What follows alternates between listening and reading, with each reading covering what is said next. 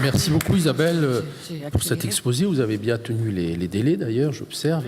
Et puis vous nous avez rappelé l'importance croissante des BRICS, de l'OCS. Et je crois que c'est quand même un facteur extrêmement utile à prendre en compte tenu des potentialités et des uns et des autres.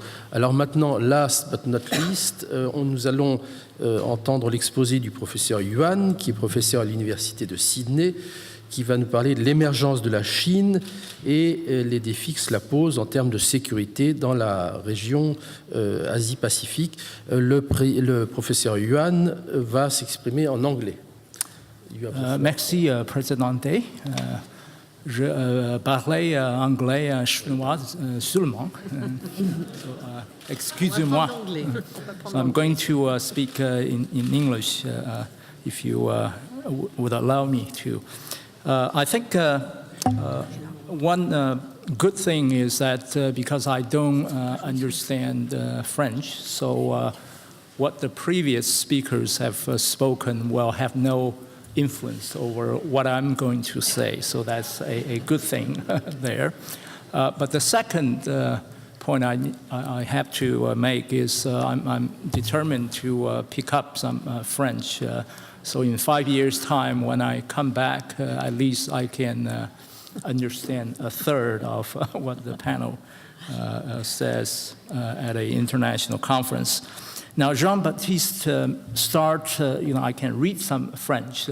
So he started with this idea of if we are entering into or moving toward a bipolar world, this moon bipolar world. I think that remains to be a question or a subject to be discussed, because bipolarity, in the international history, if you look at it, in the past, the European is a multipolarity, 5 powers. And then the only time I think we really, if we're not going back all the way to a few thousand years ago, it is during the Cold War, the United States and the Soviet bipolar world. Bipolarity obviously conveys a image of 2 great powers. Each has a number of followers.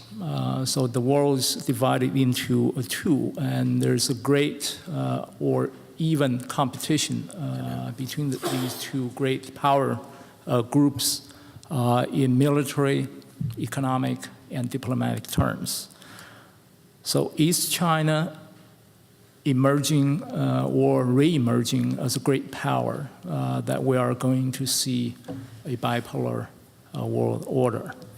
At the global level, I think that remains to be seen. But in the regional context, if we are talking about Indo-Pacific or the Asia-Pacific, there might be certainly 2 different ideas in terms of security architecture. And we are also witnessing increasing sort of 2 quite different pursuit of economic order in this part of the world. Even though we have APEC, we have G20, we have East Asian Summit, all of the other regional institutions that bring all the great powers, United States and China included, into the region. In recent years, we see obviously the 2 competing sort of economic structure going on. One is the US-led TPP, the Trans-Pacific Partnership. The other is certainly ASEAN-led, but China is very much supportive of, is the regional economic partnership.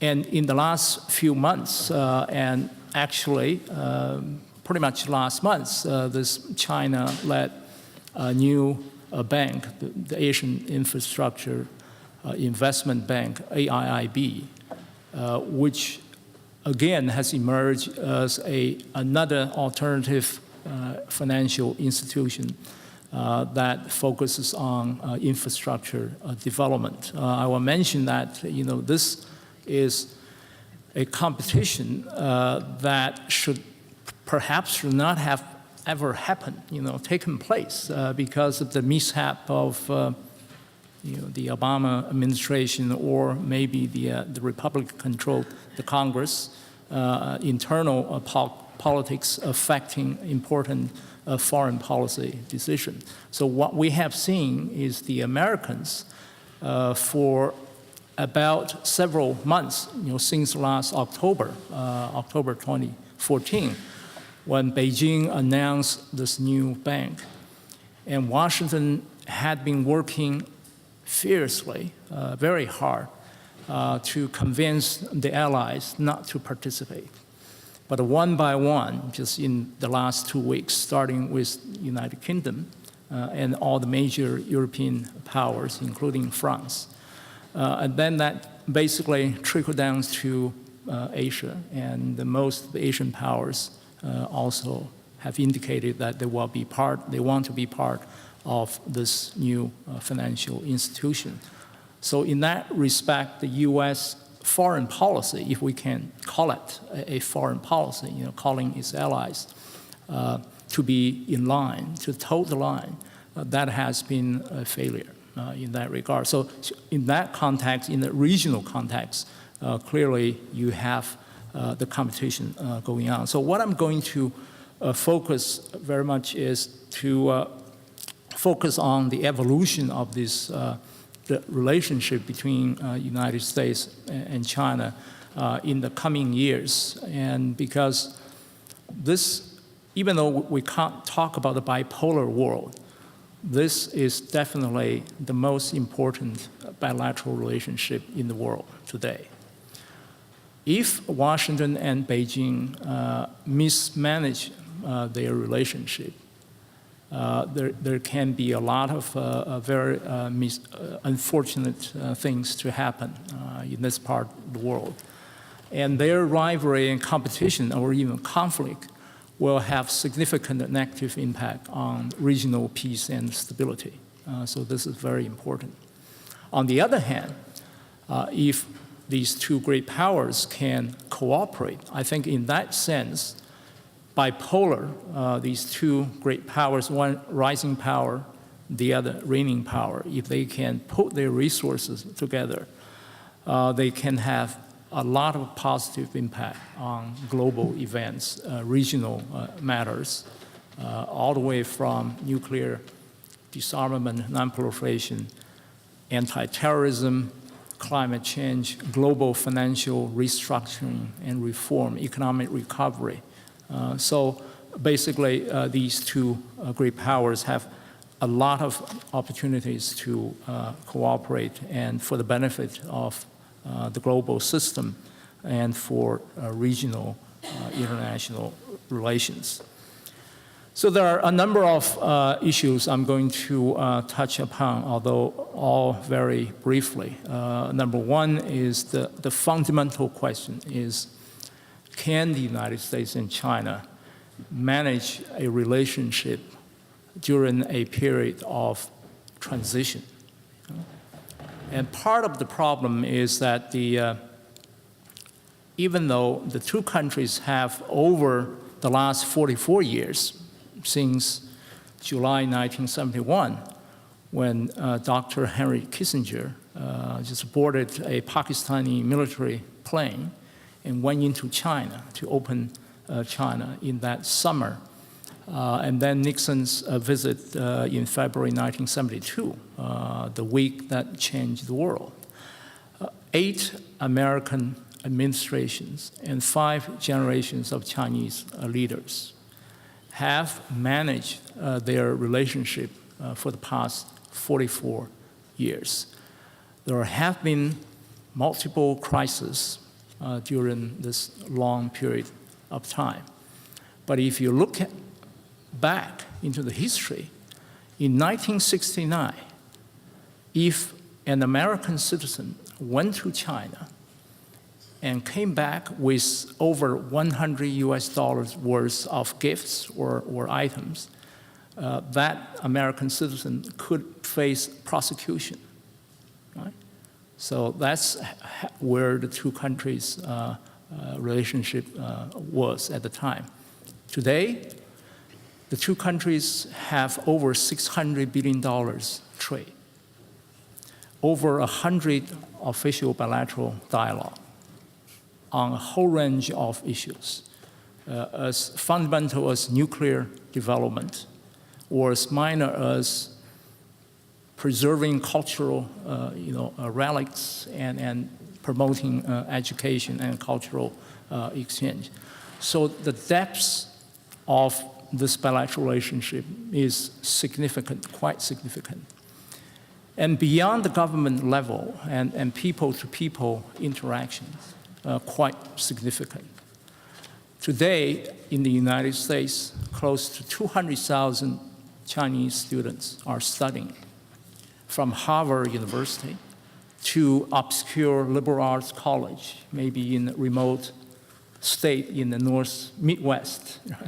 So you see a lot of interactions between the United States and China. So how these countries, why these two countries still cannot develop the level of trust and confidence in each other? I think obviously there's a structural problem there. Over the history, if you look at international history, hundreds of years, there's always the problems. The pattern is for a rising power to challenge the reigning power. And in very rare cases, maybe UK to the United States at the turn of the 20th century, and the end of the Cold War, the demise of the Soviet Union, all the rest of the international change were taking place through great military conflict. So whether the United States and China will repeat that pattern is a fundamental question. There are a number of factors that probably will prevent this repeat of great war between the two powers. And that is the nuclear deterrence, and then their extended economic relationship and interdependence. So what they need to do really is to go beyond this perception and to develop in areas where they do cooperate, they do share common interest.